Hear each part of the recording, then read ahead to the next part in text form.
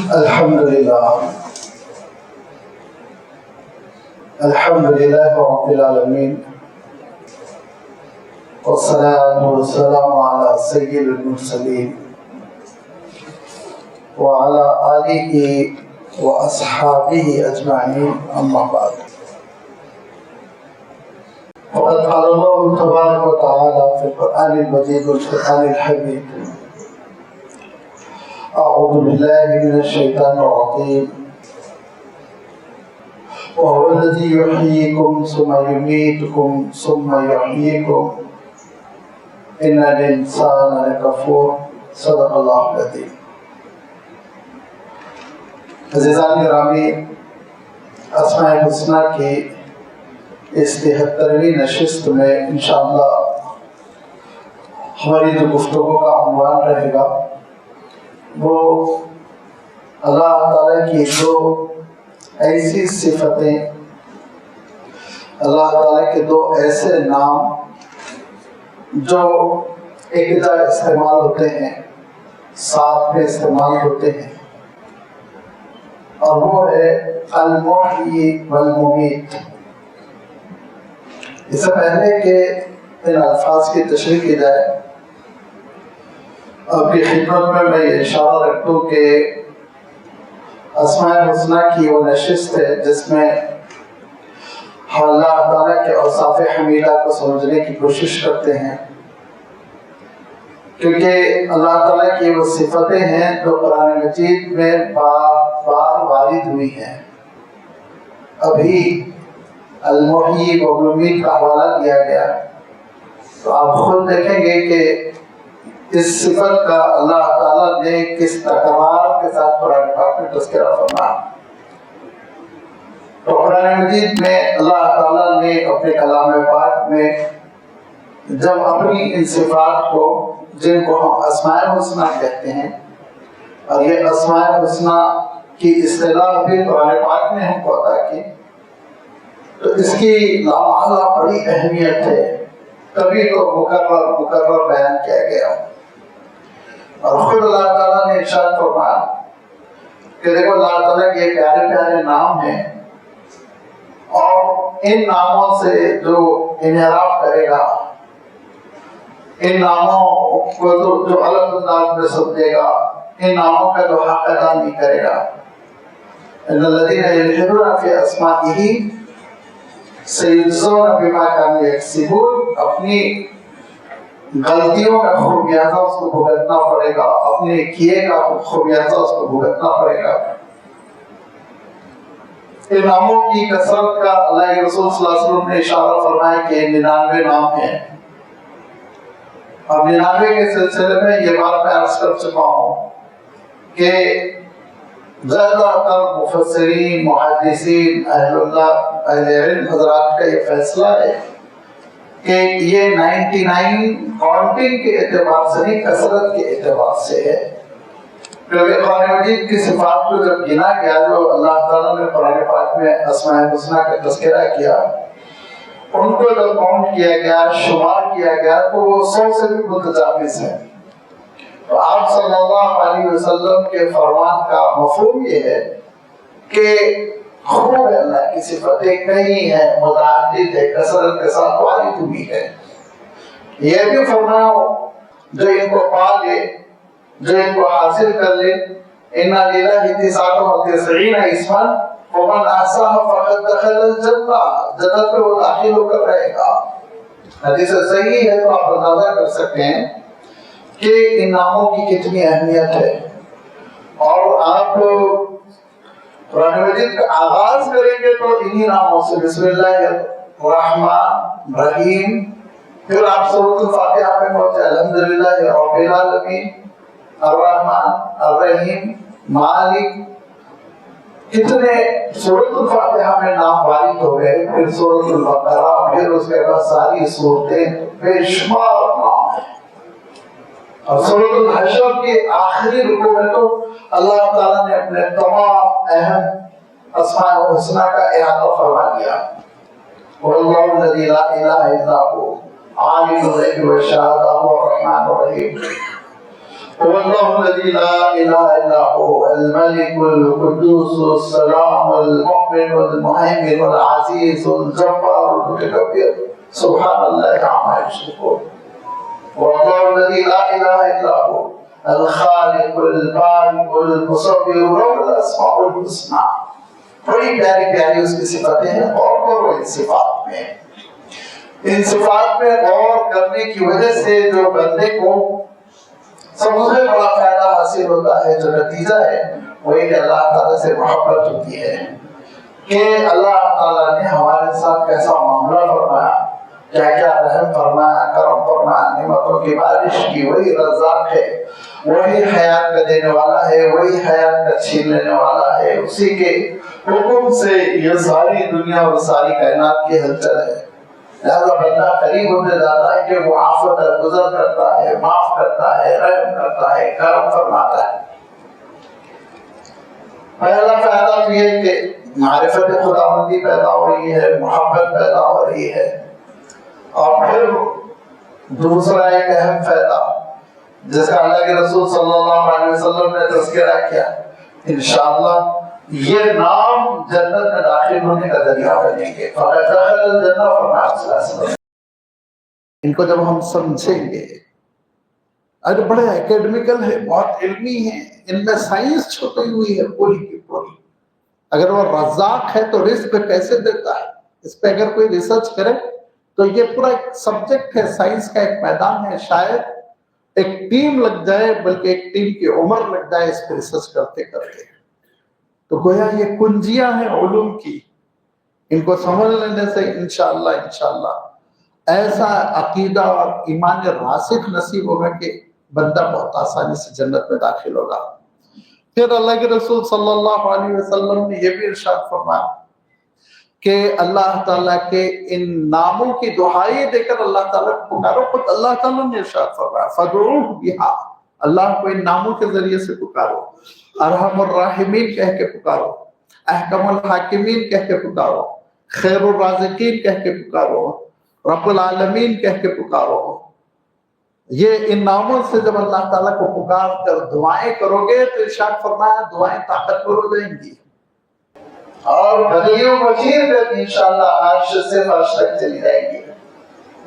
قبولیت کا پورا امکان پیدا ہو جاتا ہے، کیونکہ اللہ کے رسول صلی اللہ علیہ وسلم کی حیات طیبہ میں ایک صاحب اجنبی مشہور معروف صاحب بھی نہیں ہے، وہ ایک صاحب ہیں جو آئے ہوئے ہیں مسجد نبوی پہ اور دعا کرتے ہوئے کہہ رہے ہیں کہ اللہم اسألک باسمک الذی انت الاوحد الواحد الصمد الحی القیوم.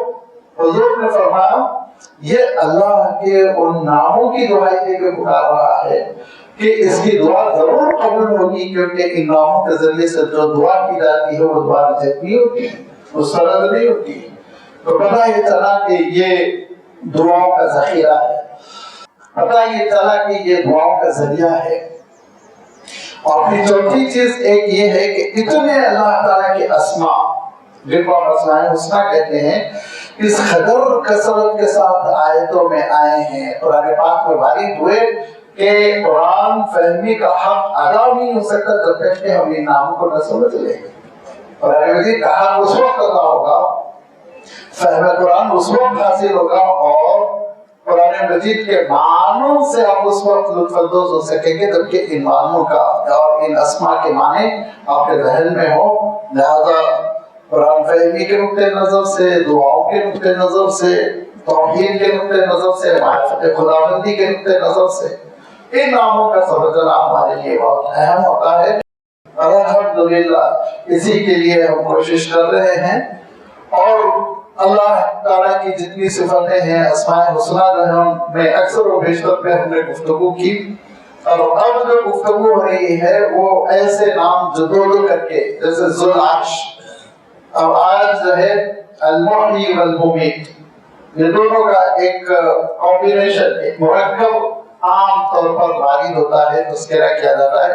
اسی لیے انشاءاللہ ان دونوں لفظوں کو ہم سمجھنے کی کوشش کریں گے. جس میں سے پہلا لفظ ہے المحیی. المحیی کا سمپل ٹرانسلیشن جو ہے سادگی کے ساتھ اگر ہم اس کو समझने की कोशिश करें तो हयात देने वाला, जिंदगी अता करने वाला, ये है अल-मुहय्यी। अब हयात क्या है, जिसको हम उर्दू में जिंदगी कहते हैं, अरबी में हयात कहते हैं, इंग्लिश में लाइफ कहते हैं। ये क्या चीज है? तो इसके लिए उलमा ने ये लिखा है, बल्कि फिलोसोफर ने ये बताया है कि देखो हयात के माने होते हैं तीन चीजें। एक, उस जात में सेंस होना चाहिए, शऊर, और नंबर 2 इरादा होना चाहिए, नंबर 3 इरादे को नाफिज करने की ताकत होनी चाहिए, हरकत, मूवमेंट, ये सलाहियत उसके अंदर होनी चाहिए। ये जितना कंप्लीट होगा, कामिल होगा, ये तीनों बातें जितनी मुकम्मल होगी उतनी जिंदगी मुकम्मल होगी।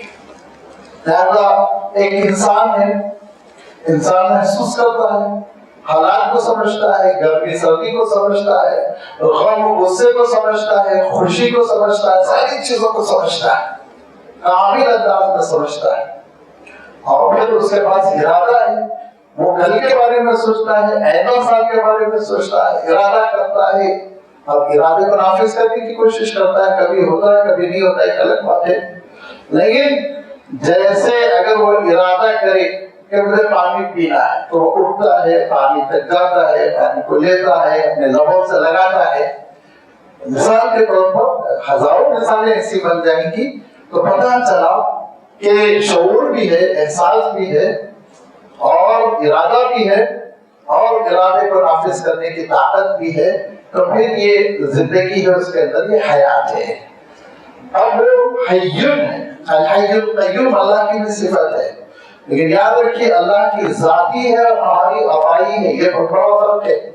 मेरी और आपकी जिंदगी, मैं खुद अपने आप को जिंदा नहीं रखा हुआ, मैं जिंदगी को अल्लाह अता करता है, वही तो वही है, और अल्लाह ताला की जिंदगी जाती है। लिहाजा अल्लाह ताला के हुक्म से हमारे अंदर ये जिंदगी पैदा होती है। कब?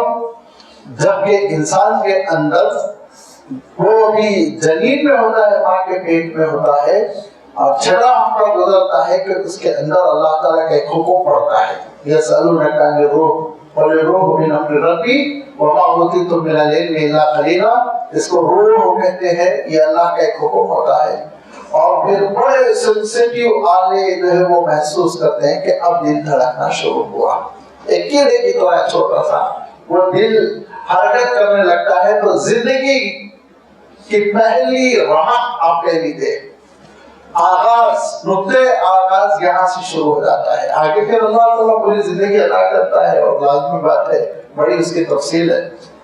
इसीलिए मैं कह रहा हूँ कि ऐसी चीजें हैं कि पूरी साइंस की दुकान खुल जाती है, साइंस की दुनिया इसमें समा जाती है अस्माए हुस्ना में।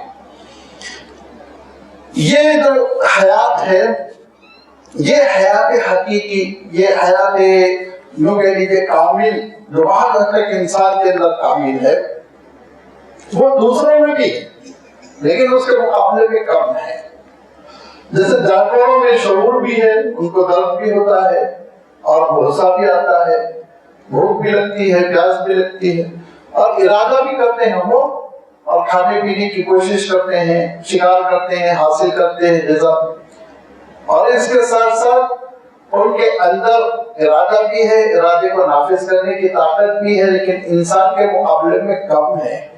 तो इंसान कामिल हयात का हामिल है, और दीगर जानदार उसके मुकाबले में कम, और उन जानदारों के मुकाबले में नबातात, ये प्लांट्स वगैरह, दरख्त जितने भी हैं, इनमें भी एक जिंदगी है।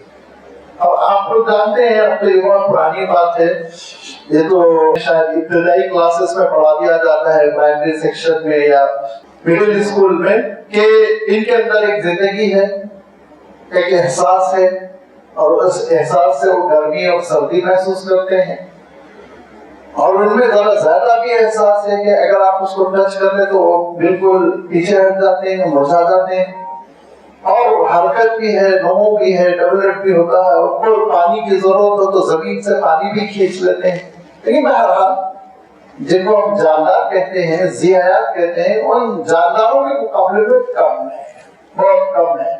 तो ये कहेंगे कि हयात तो है, लेकिन हयात ये प्राइमरी स्टेज की इनिशियल हयात है, हयात कामिल नहीं है। 40% کچھ فیصد زندگی ان کے اندر بھی پائی جاتی ہے، اسی لیے ان کے اندر بھی ایک زندگی کو تسلیم کیا گیا ہے۔ اب یہ جو حیات عطا کرنے والی ذات ہے اللہ تعالیٰ کی ہے، یہ اللہ تعالیٰ کی ذات ہے جو زندگی عطا کرتی ہے۔ اب یہ زندگی جو اللہ تعالیٰ عطا کرتا ہے تو اس کو مجازی معنوں میں بھی اللہ تعالیٰ نے ذکر فرمایا، حقیقی معنوں میں بھی۔ دیکھیں الفاظ کا جو ہم استعمال کرتے ہیں نا تو اوریجنل میننگ میں بھی استعمال کرتے ہیں، جیسے یہ بلڈنگ ہے، عمارت، یہ صحیح معنوں میں استعمال ہو رہا ہے، اوریجنل کی واقعی یہ ایک عمارت ہے، بلڈنگ ہے، آپ دیکھ رہے ہیں، محسوس کر رہے ہیں، بنائی گئی۔ لیکن اگر آپ یہ کہیں اسلام کی عمارت تو توحید پر قائم ہے تو وہ کوئی بلڈنگ نہیں ہے، میٹافور ہے، ایک تشبیہ لفظ کو ہم نے استعمال کیا۔ ہر زمانہ میں یہ ہوتا ہے، یہ کوئی ایسی نادر چیز نہیں ہے۔ اب کیا کہتے ہیں کہ بڑا چٹان ہے، پہاڑ ہے، پتھر کا ٹکڑا ہے، حقیقت میں ہمالیہ ایک چٹان ہے، یہاں نوبل پہاڑ ایک چٹان ہے، لیکن آپ کہتے ہیں اب وہ تو ماشاءاللہ اتنے ثابت قدم ہیں، چٹان بن کر کھڑے ہو جاتے ہیں، تو پتھر کی چٹان بن کے تھوڑی کھڑے ہوتے ہیں۔ میٹافور ہوتا ہے، استعمال جو ہے مجازی ہوتا ہے، اردو میں اس کو مجاز کہتے ہیں، حقیقی معنوں میں نہیں بلکہ مجازی معنوں میں۔ بہت الفاظ ہے، بہت الفاظ ہے، آپ احاطہ نہیں کر سکتے۔ آپ تھوڑی دیر غور کریں تو انشاءاللہ بعد میں غور کیجیے، ورنہ آپ غور کرتے رہیں گے، ابھی تک گفتگو دوسری لائن پہ چلی جائے گی، بہت سی آپ کو مثالیں مل جائیں گی۔ تو اللہ تعالیٰ نے مجازی معنوں میں بھی اس کو استعمال فرمایا ہے، حقیقی معنوں میں بھی۔ مجازی معنوں میں کیا ارشاد فرمایا؟ مثلا ارشاد فرمایا انظروا الی آثار رحمت اللہ کیف یحیی الارض بعد موتها۔ ذرا غور تو کرو، مردہ زمین میں اللہ تعالیٰ کیسے جان ڈال دیتا ہے۔ زمین مردہ ہونا، زندہ ہونا، لیکن گرمی کے زمانے میں جو زمین بالکل بنجر بن جاتی ہے، کوئی درخت باقی نہیں رہ جاتا۔ الحمدللہ سٹی میں ہم گارڈننگ کرتے ہیں، اسی لیے ہم کو لہلہاتے ہوئے درخت نظر آتے ہیں، لیکن کھیتوں میں چاہیے گرمی میں، مئی میں کسان جو ہے زمین کو چھنی چھنی کر دیتا ہے، کوئی چیز باقی نہیں رکھتا ہے، حتیٰ کہ بسا اوقات وہ جو پودے ہیں ان پودوں کو جلا دیا جاتا ہے تاکہ نئی فصل لگا سکے، نئی کھیتی کر سکے۔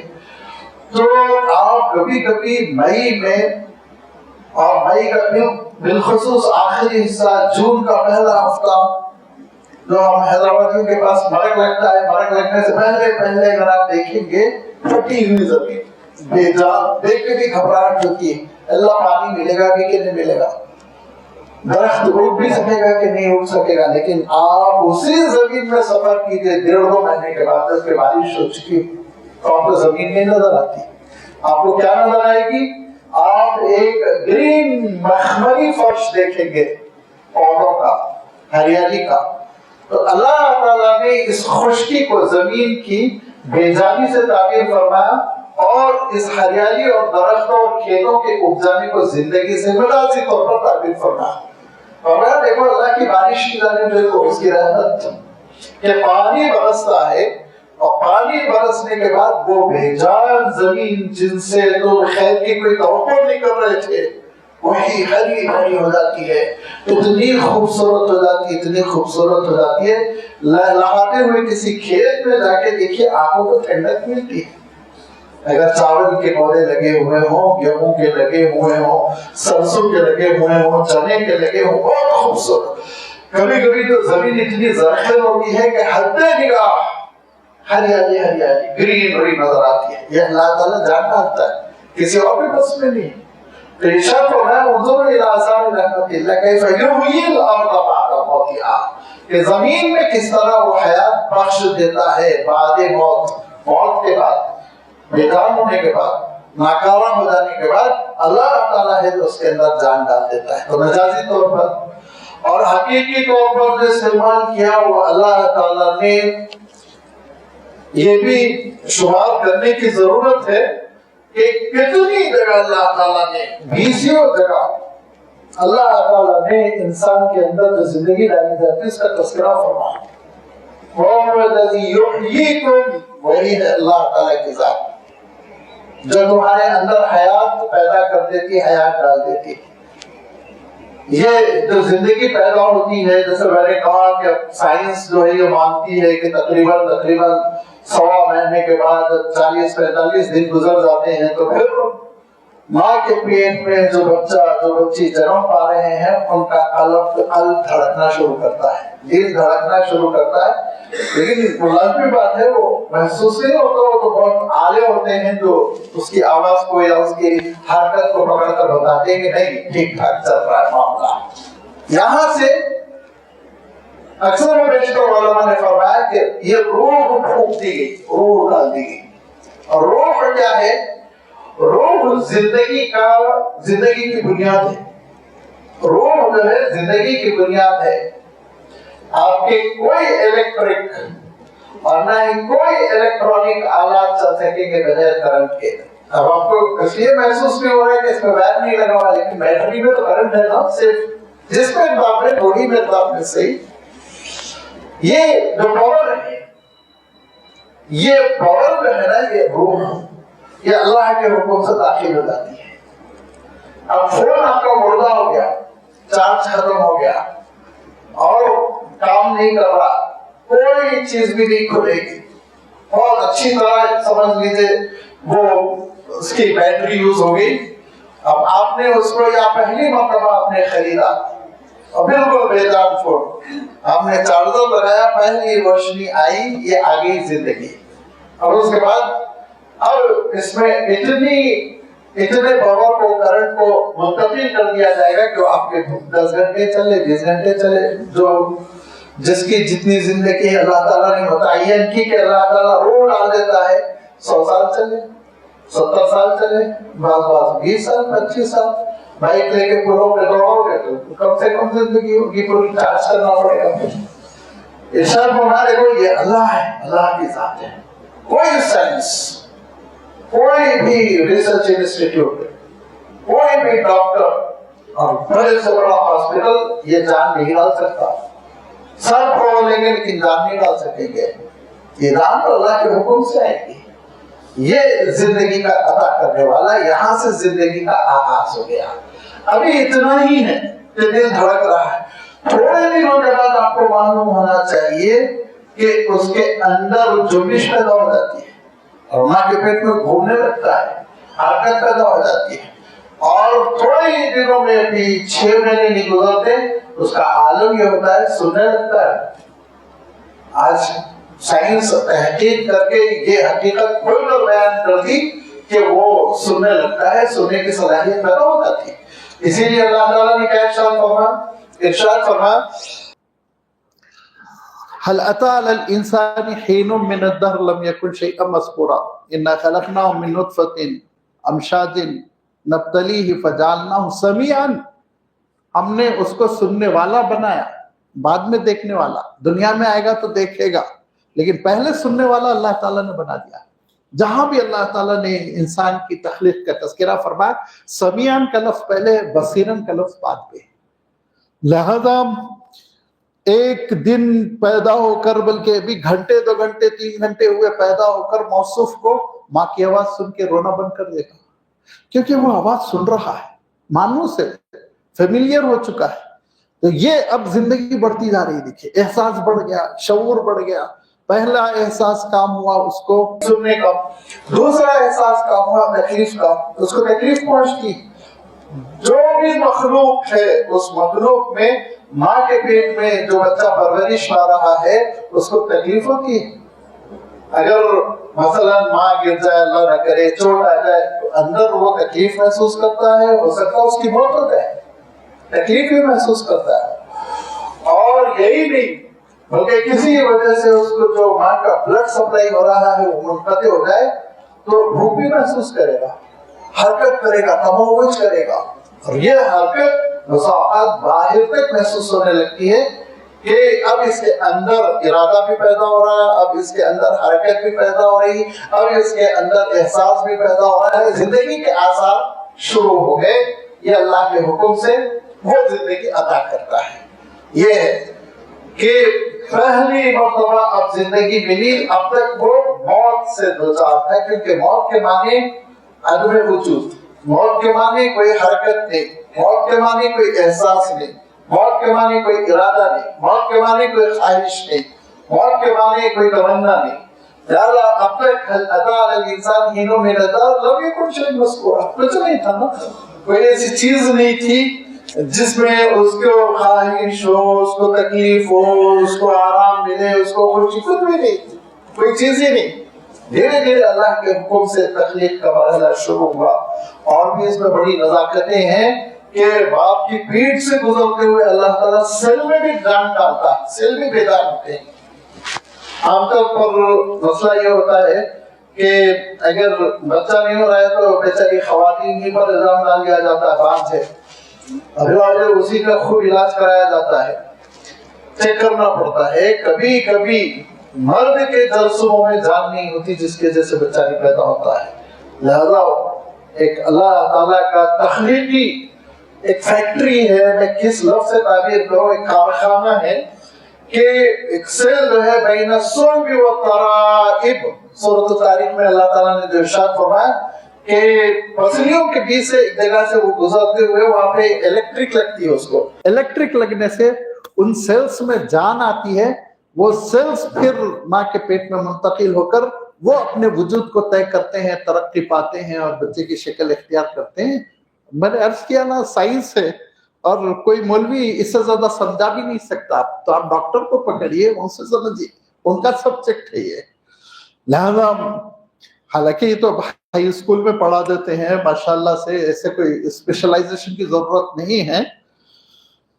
لیکن یہ کہ یہ ساری سائنس کی وہ چیزیں ہیں جس کے ذریعے سے آپ معرفت خداوندی پا سکتے ہیں. کیا تخلیق کا اور حیات کا, زندگی کا اللہ تعالیٰ کے ہاتھ میں معاملہ ہے. یہ حیات جب اللہ تعالیٰ انسانوں کے اندر ڈالتا ہے, جانداروں کے اندر ڈالتا ہے, وہ کسی کے اندر 100% زندگی ہے, کسی کے اندر 80%, کسی کے اندر 50%, کسی کے اندر 10%. درختوں میں آپ چاہے تو کہہ لیجیے 10-15% ہے. یہ اللہ تعالیٰ جب زندگی ڈالتا ہے تو پھر اس کے بعد اس زندگی کی وجہ سے یہ خوبصورتی آتی ہے, ہلچل پیدا ہوتی ہے, یہ دنیا, یہ کائنات وجود میں آتی ہے. اٹھنا بیٹھنا, شور بجانا, کھانا پینا, یہ سب زندگی کا اثر ہے. اچھا, ایک اور بات ہے, قرآن پاک میں اللہ تعالیٰ نے اس موت و حیات کے مسئلے کو ایک اور انداز میں بھی بیان کیا. اس کو بھی آپ چاہیں تو مجازی کہہ لیتے, لیکن قرآن پاک میں بڑی اہمیت کی اللہ تعالیٰ نے اس کی.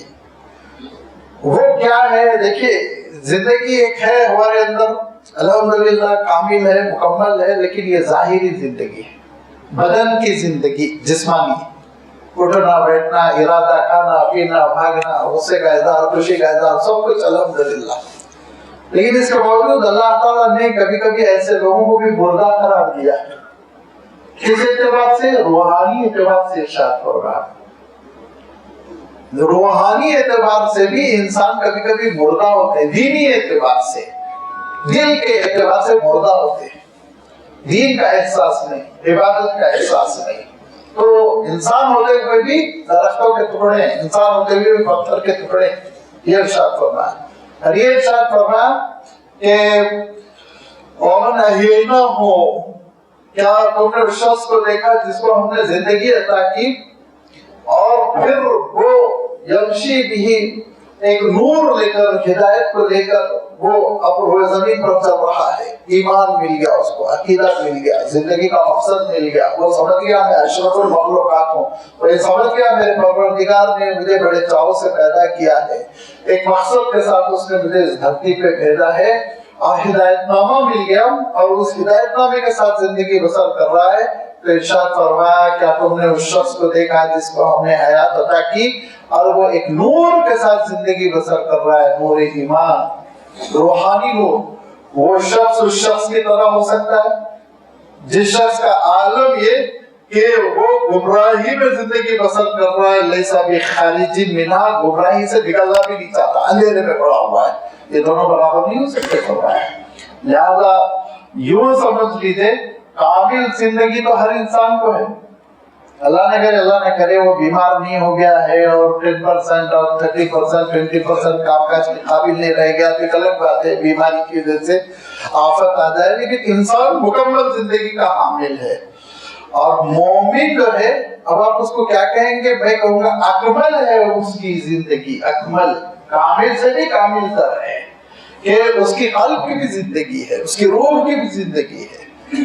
حیات طیبہ اللہ تعالیٰ ارشاد فرماتا ہے، ارشاد فرمایا کہ دیکھو تم اللہ کے دین پر عمل کرو گے، اللہ کے دین پر عمل کرنے کے معنی یہ فَلَنُحْيِيَنَّ حَيَاةً طَيِّبَةً، ارشاد فرمایا پیاری پاکیزہ زندگی تمہاری ہوگی۔ یہ اکمل الحیات، کامل سے بھی بڑھ کر، جس کو عربی میں جیسے اللہ اکبر کہتے ہیں، اس میں تفصیل کہ بہت زیادہ اگر ہو، سب سے بڑا ہے تو اکبر، سب سے چھوٹا ہے تو اصغر۔ اسی لیے میں کیا کہہ رہا ہوں، اکمل الحیات، سب سے اچھی زندگی اس کی زندگی، مثالی زندگی اللہ تعالیٰ عطا کرتا ہے۔ تو ہدایت کا ملنا بھی زندگی کا ملنا ہے، یہ بھی اللہ تعالیٰ کے ہاتھ میں ہے۔ اللہ تعالیٰ ہدایت عطا کرتا ہے، اگر اللہ تعالیٰ ہدایت نہ عطا فرمائے تو سر مار لیجیے آپ، وہ پھر بس سے بس نہیں ہوگا، وہ دین کو نہیں سمجھے گا۔ حقیقتیں پیش کر دیجیے، اس سے بڑھ کر کیا ہوگا کہ اللہ کے رسول صلی اللہ علیہ وسلم کے مواعظ حسنہ سنے، کفار نے آپ صلی اللہ علیہ وسلم کا خطابات سنا نا، انہوں نے آپ صلی اللہ علیہ وسلم کے درمیان تھے اور بسا اوقات معجزات دیکھے اپنے آنکھوں سے، لیکن کیا انہوں نے ایمان قبول کیا؟ شق قبر کا معجزہ دیکھا تو کیا کہا؟ سحرٌ مستمر، ارے یہ تو پرانے زمانے کی جادوگری ہے، مستمر کو کنٹینیوسلی چل رہا ہے یہ معاملہ، انکار کر دیا۔ تو اللہ کے حق میں ہدایت ہے، اللہ تعالیٰ جب ہدایت دیتا ہے، توفیق ملتی ہے، تو بندہ پھر ایمان کی طرف اور ایمانیت کی طرف دوڑتا ہے۔ ایمانیات جو نماز، زکوٰۃ، روزہ، حج، یہ ساری چیزیں بندے کو اللہ کی توفیق سے ملتی ہے۔ لہذا یہ کامل زندگی بھی کون دے رہا ہے؟ بلکہ جس کو میں نے اکمل کہا، یہ کامل ترین زندگی بھی اللہ تعالیٰ کی جانب سے مل رہی ہے۔ اب اس بنیاد پر اللہ تعالیٰ محیی ہے، حیات کا دینے والا، یہ وہ حیات کا عطا کرنے والا ہے۔ لہذا ایک آدم سے کچھ نہیں تھے، وجود ہی نہیں تھا، تذکرہ ہی نہیں تھا، کوئی جانتا ہی نہیں تھا، اللہ تعالیٰ نے پہلی زندگی عنایت فرمائی۔ اس کو ذہن میں رکھیے، اس کو قرآن پاک میں تعبیر کیا گیا ایک موت سے پہلی زندگی۔ یہ کچھ نہ ہونا، یہ ایک موت تھی، کچھ نہیں تھا، پھر اس کے بعد اب کچھ ہو گیا، یہ پہلی زندگی۔ اس کے بعد انسان اپنے پیروں پہ کھڑا ہو گیا اور محنت کی، نیک نامی کمائی، یا بدکار نکلا، بے ایمان نکلا، اور پھر اس نے اپنی زندگی تباہ کر لی، جو بھی ہو، لیکن اللہ تعالیٰ نے پھر اس کے لیے یہ مقدر فرما دیا کہ اس کی زندگی ختم ہو جائے گی، یہ زندگی ہمیشہ باقی نہیں رہے گی۔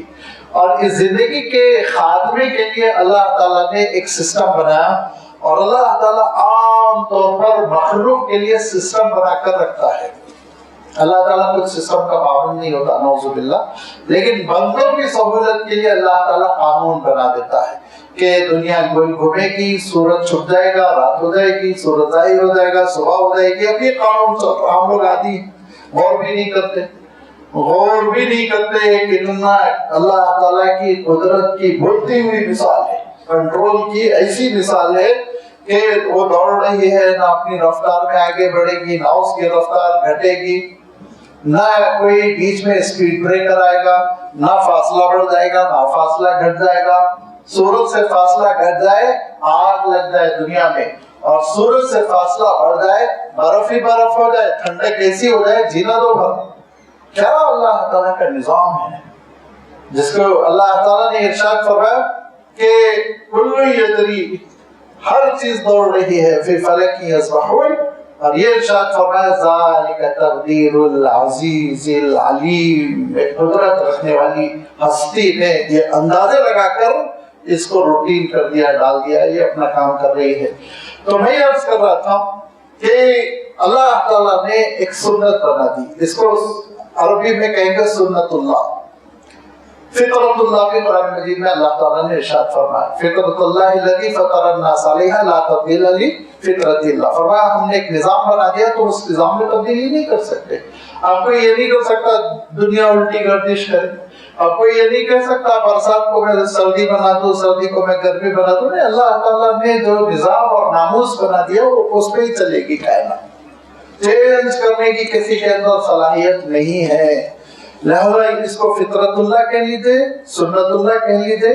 اس کا مفہوم ذہن میں رکھیے کہ جس سسٹم کو اللہ تعالیٰ نے مخلوق کے لیے پسند کیا، اللہ تعالیٰ کو تو کوئی ضرورت نہیں ہے سسٹم کی، ہم مجبور ہیں. لہذا ہمارا ڈائجسٹو سسٹم ہے، لہذا ہمارا نروس سسٹم ہے، لہذا ہمارا ریسپیریٹو سسٹم ہے. سسٹم ہمارے لیے ہی ہے اور اس کی وجہ سے اب ہماری زندگی چل رہی ہے. اور یہ اللہ تعالیٰ نے سنت اللہ مقرر کر دی، یہ ہماری فطرت بنا دی. اس کو کبھی کبھی نیچر سے تعبیر کرتے ہیں. ہمارا نیچر یہ بنایا کہ ایک وقت آئے گا کہ اللہ تعالیٰ کے نمائندے آئیں گے، اللہ تعالیٰ کے نمائندے آئیں گے اور جو کنیکشن ہے اس کنیکشن کو کاٹ دیں گے اور اس کے بعد پھر انسان زندگی سے محروم ہو جائے گا. اس کو کہتے ہیں روح کا قبض کر لینا، موت سے دوچار کر دینا. فرمایا کہ ہم نے فرشتوں کو رکھا ہے اور کام دیا گیا کہ وہ جب زندگی پوری ہو گئی، جو کوٹا اللہ تعالیٰ نے عنایت فرمایا تھا وہ مکمل ہو گیا، تو وہ آتے ہیں اور اللہ کے حکم سے آنے کے بعد ہماری زندگی کا تعلق پاور ہاؤس سے کاٹ دیتے ہیں اور اس کے بعد سے اس بیٹری کو نکال کر، اس روح کو نکال کر لے کر چلے جاتے ہیں اور یا تو علیین میں یا سجین میں رکھ دیتے ہیں. اب انسان کے اندر احساس بھی نہیں ہے، اب انسان کے اندر ارادہ بھی نہیں ہے، اب انسان کے اندر طاقت بھی نہیں ہے. اور کیا ہو سکتا ہے اس کا وہ دشمن جس کا وہ منہ دیکھنا نہیں چاہ رہا تھا وہی غسل دے کیا کر لے گا، مردہ کچھ نہیں کرے گا. ہم لوگ ذرا میت کے احترام میں لوگوں کو بولتے ہیں مکھی اکھی مت بیٹھنے دو، مکھی بیٹھی تو ایسا لگتا ہے جیسے اس کے اوپر پہاڑ گر گیا. ایسا کچھ نہیں، کچھ نہیں ہے، ختم ہو گیا قصہ، کوئی احساس نہیں. میت کا احترام یاد رکھیے، ایون کافر کی بھی میت کا احترام ہے. اللہ کے رسول صلی اللہ علیہ وسلم نے جنازے کو دیکھا اور اللہ کے رسول صلی اللہ علیہ وسلم کھڑے ہو گئے. لوگوں نے کہا کان میں آ کے اللہ کے رسول یہودی کہا انسان نہیں ہے، انسان نہیں ہے، ہوگا یہودی لیکن انسان ہونے کی وجہ سے اس کو ایک احترام ملتا ہے. انسان کا جنازہ ہے اور نرمی کے ساتھ، سلیقے کے ساتھ، شعور کے ساتھ اس کے ساتھ پیش آؤ. اسی لیے آپ صلی اللہ علیہ وسلم نے تاکید کی کہ اس کو بڑھانا نہ کرو. خاتون کے لیے شولڈر سے لے کے گھٹنے تک، مردوں کے لیے ناف سے لے کے گھٹنے تک کھلنے کا حکم نہیں. غسل دیتے ہوئے بھی یہ حصہ ڈھانپنا ہوگا. یہ میت کے احترام میں، اس کے احساس کے لیے نہیں ہے. یاد رکھیے بہت سارے لوگوں کو غلط فہمی ہوتی ہے اور ہو جاتی ہے، کوئی مسئلہ نہیں ہے. کیونکہ حضرت عبداللہ ابن عباس رضی اللہ تعالیٰ عنہ نے کہا کہ دیکھو میت آ رہی ہے اور لوگ رو رہے ہیں اور لوگوں کے رونے کی وجہ سے اس کو سزا ہو رہی ہے، اس کو مصیبت ہو رہی ہے. تو حضرت عائشہ نے تصحیح کی، اصلاح کی، کہا نہیں یہ مفہوم نہیں ہے. اللہ کے رسول صلی اللہ علیہ وسلم نے فرمایا کہ لوگ رو رہے ہیں لیکن یہ فاسق و فاجر کا جنازہ ہے. لوگ تو رو رہے ہیں لیکن اس کو اپنے کیے کی سزا مل رہی ہے، لوگوں کے رونے کی سزا نہیں مل رہی. تو ہم یہ بھی نہ سمجھے کہ ہمارے رونے کا اثر پڑتا ہے، یہ بھی نہ سمجھے ہم تکلیف دے دیں تو تکلیف کا ان کو اثر ہوتا ہے.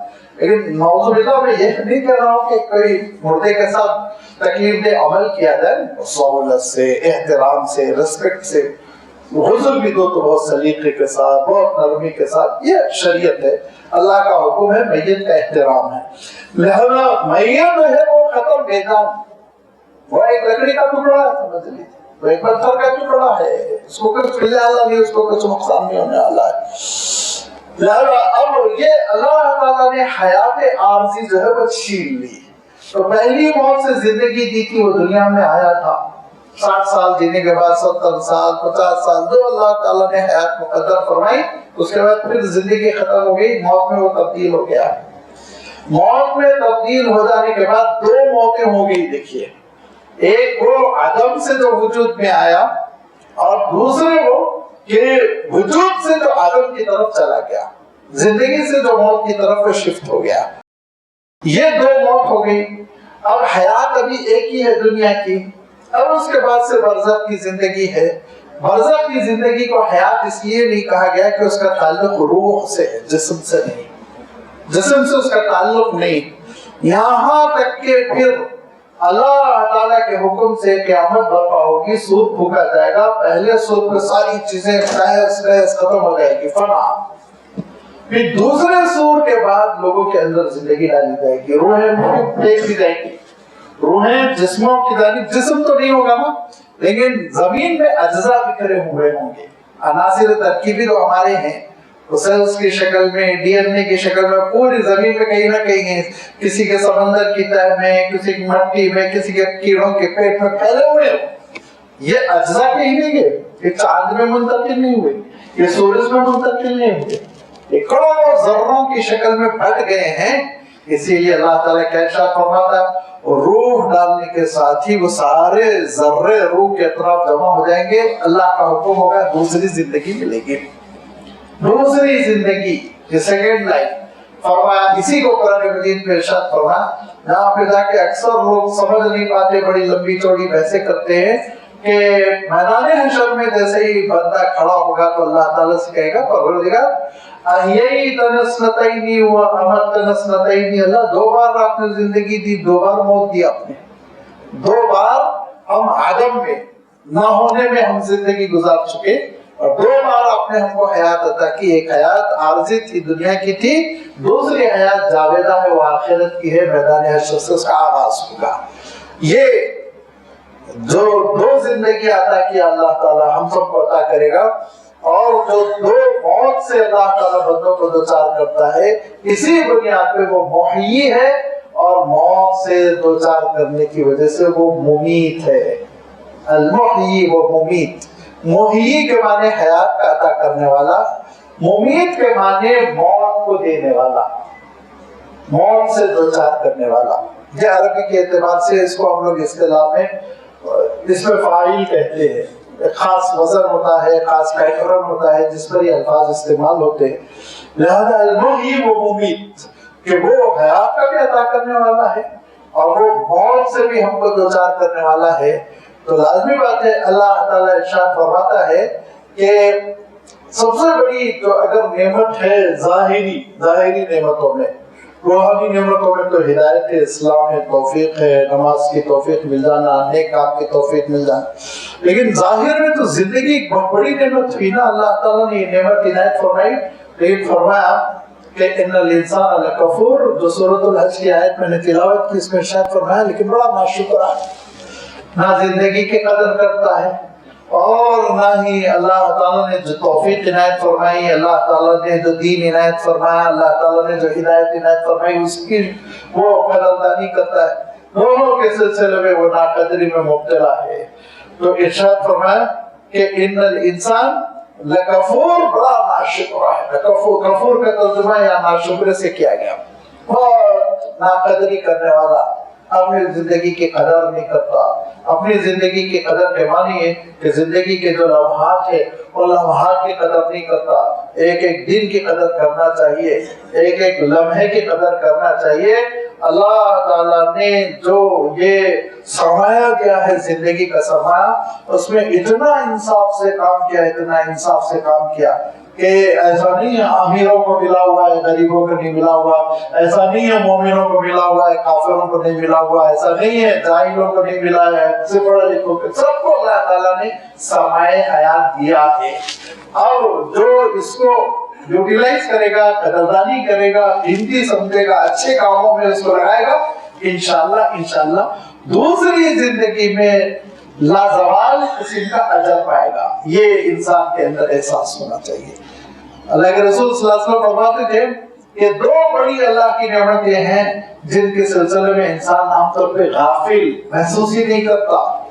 فرمائے وہ دو نعمتیں کیا ہے؟ یہ وقت ملا، فراغ، فرصت کا وقت، کام کرنے کا وقت، کام کرنے کی صلاحیت، کہ صبح ہو رہی ہے اٹھنے کی صلاحیت، نماز پڑھنے کی صلاحیت، دن میں عقل حلال حاصل کرنے کی صلاحیت پورا جو انسان کو وقت اللہ تعالیٰ کی جانب سے ملا ہوا وہ، اور ارشاد فرمایا دوسری صحت، فرمایا دوسری بڑی نعمت صحت ہے، اگر صحت نہ ہو تو کیا کر سکتا ہے انسان؟ نہ کھا سکتا ہے، نہ پی سکتا ہے، نہ کام کر سکتا ہے، اور کس قدر تکلیف ہو جاتی ہے چھوٹا سا اگر کوئی عارضہ پیش آ جائے، بخار کی شکل میں، ٹائفائڈ کی شکل میں، چھوٹا سا چند دنوں کا، لیکن انسان کتنی ویکنس محسوس کرتا ہے، کمزوری محسوس کرتا ہے، اور الجھن اور چلانے لگتا ہے۔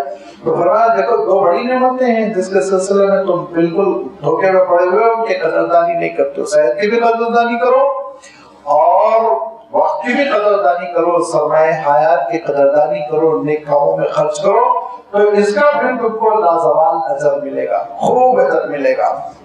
یہ زندگی اور موت یہ ایک ایسی حقیقت ہے کہ ہم لوگ ذرا سوچ کر رہتے ہیں، قبول کرنے میں ذرا تردد ہوتا ہے، تو اللہ تعالیٰ نے دو واقعات قرآن مجید میں سے بیان فرمائے کہ اس سے تم کو پتا چل جائے کہ یہ ایسی حقیقتیں ہیں جو ہو کر رہیں گی، تم کو اس سلسلے میں ڈاؤٹ فل نہ رہنا چاہیے، تردد میں نہ رہنا چاہیے۔ ایک حضرت ابراہیم علیہ السلام کا واقعہ بیان فرمائے کہ حضرت ابراہیم علیہ السلام نے کہا کہ مطلب ایمان تو رکھتا ہوں آخرت کی زندگی پر، لیکن کیسے زندگی ہو جائے گی، کیسے ملے گی زندگی، مجھے سمجھ میں ہی نہیں آ رہا۔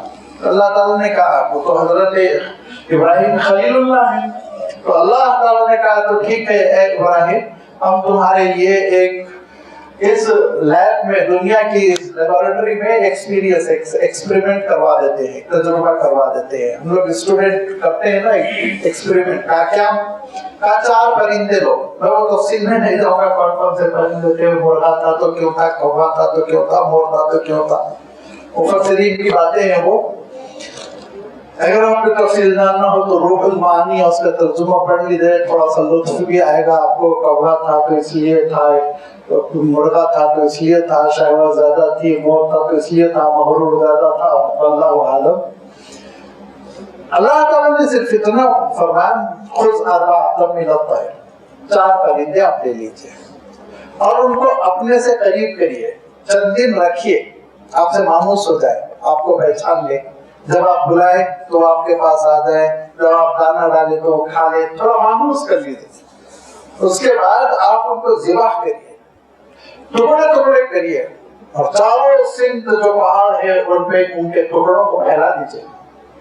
سنت اور پھر اس کے بعد آپ پکاریے، او او او یأتینک سعیا، دیکھیں گے کہ وہ سب ان کے ٹکڑے جمع ہو جائیں گے، جان پڑے گی، بھاگتے ہوئے آپ کے پاس آئیں گے۔ حضرت ابراہیم علیہ السلام کو موت و حیات کا ڈائریکٹلی مشاہدہ کروا دیا اللہ تعالیٰ نے، کیونکہ نبیوں اور رسولوں کا معاملہ دوسرا ہوتا ہے۔ نبیوں اور رسولوں کا معاملہ یہ ہوتا ہے کہ وہ ان کا روحانی مقام اتنا بلند ہوتا ہے، اور چونکہ قوموں کو بلانا ہوتا ہے تو ان کے لب و لہجے میں وہ اعتماد کی ضرورت ہوتی ہے کہ ان کے لیے بعض غیب کی چیزیں وہ حقیقت بنا کر پیش کر دی جاتی ہے۔ چنانچہ حضرت ابراہیم علیہ السلام نے پکارا، اور وہ ان کے ٹکڑے جو بکھرے ہوئے تھے چاروں طرف پہاڑیوں پہ وہ جمع ہوتے گئے، اور ہر پرندہ اپنی شکل میں پورا کا پورا زندہ ہوتا گیا، دوڑ کے پھر حضرت ابراہیم علیہ السلام کے پاس آیا۔ تو حضرت ابراہیم علیہ السلام نے کہا کہ مولا آپ کی قدرت پہ کون شبہ کر سکتا ہے۔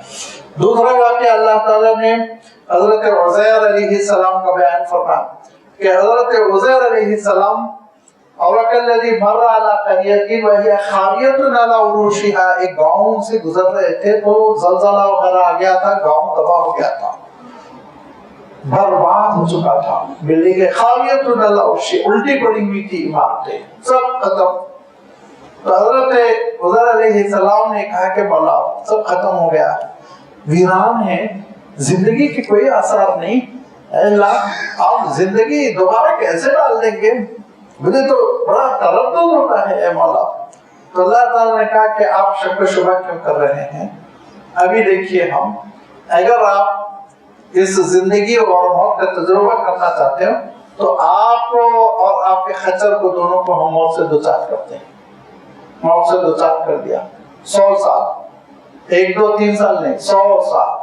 100 سال کے بعد حضرت عزیر میں پھر جان آئی تو دیکھا کہ ہڈیاں پڑی ہوئی ہیں، آپ کے جانور کی ہڈیاں پڑی ہوئی، پھر اس کے بعد سے اللہ کا حکم ہوا تو پھر ہڈیوں پہ دھیرے دھیرے گوشت چڑھنا شروع ہوا، چمڑا چڑھنا شروع ہوا، گدھا کامل بن کر کھڑا ہو گیا، مکمل ہو کے خچر کھڑا ہو گیا، اور حضرت حضیر علیہ السلام کو بتایا گیا اس عالم عدم میں، عدم موجودگی میں، غیر موجودگی میں، بغیر زندگی والے اس دورانیے میں کتنا وقت گزرا ہوگا؟ ایک دن دو دن نہیں، میعۃ عام، 100 سال. فانظر الی طعامک و شرابک لم یتسنى. قدرت دیکھو اللہ تعالیٰ کی، تمہارا کھانا اور پانی وہ تازہ رکھا ہوا ہے، اس کو خراب نہیں ہونے دیا ہے. یہ ہے اللہ کی قدرت، یہ ہے موت و حیات کا دینے والا، کہ جہاں کوئی بھی چیز امپاسبل نہیں، ناممکن نہیں اس کے پاس، ہر چیز ممکن ہے، وہ قادر مطلق ہے. لہذا جب تم اس کو قادر مطلق سمجھو گے اور تمہارے دل میں یہ یقین جاگزی ہو جائے گا کہ یہ زندگی جو مجھے اس نے عطا کی وہ مجھ سے واپس لے گا، یہ امانت مجھ سے واپس لے لی جائے گی، اور پھر اس کے بعد سے ایک مرحلے کے بعد پھر مجھے وہ زندگی دے گا، اپنے دربار میں طلب کر کر مجھ سے پوچھے گا کہ زندگی کی جو نعمتیں میں نے تم کو عطا کی تھی، اے بندے اس دنیا میں تو کیا کر کر آیا تو مجھے جواب دینا ہے. یہ احساس جب ہمارے اندر پیدا ہو جائے گا تو اس احساس کی وجہ سے جو زندگی کا تقاضا ہے، سینس محسوس کرنا، شعور، اس شعور کی وجہ سے جو میں اور آپ احتیاط کی زندگی بسر کریں گے اور اپنے وقت کی قدردانی کریں گے اور اللہ کی نعمتوں کی قدردانی اور اس کا شکرانہ ادا کریں گے، تو پھر ارشاد فرمایا ایسی کامل زندگی عنایت فرمائے گا جو ختم ہونے والی نہیں ہوگی اور لاسانی ہوگی، لافانی ہوگی، وہ آخرت کی زندگی، اخروی زندگی ہوگی، خالدین فیہا لا یبغون عنہا حولا. ایسی پیاری زندگی ہوگی کہ اس کے بعد انسان اس زندگی سے دوسری زندگی کی طرف منتقل ہونے کی تمنا بھی نہیں کرے گا. لا یبغون عنہا حولا، یہ وہ زندگی کا تصور ہے جو قرآن مجید نے ہم سب کو عطا کیا اللہ تعالیٰ کی صفت کے ذریعے سے، کہ وہی ہے جو زندگی عطا کرتا ہے، وہی ہے جو موت سے دوچار کرتا ہے. ہم انسانوں کے لیے اس نے یہ مقدر فرمایا، یہ اس کی سنت ہے، طریقہ کار ہے کہ 2 موتیں ہیں، 2 زندگیاں ہیں، 2 عالم ہیں اور 2 وجود ہے. لہذا 2 عالم یہ ہے، پیدائش سے پہلے معدوم ہونا، نہ ہونا، اور پھر پیدا ہونا، وجود، پھر اس کے موت کے بعد ختم ہو جانا اور غیر موجود ہو جانا، پھر اس کے بعد چکرواں ہو جانا.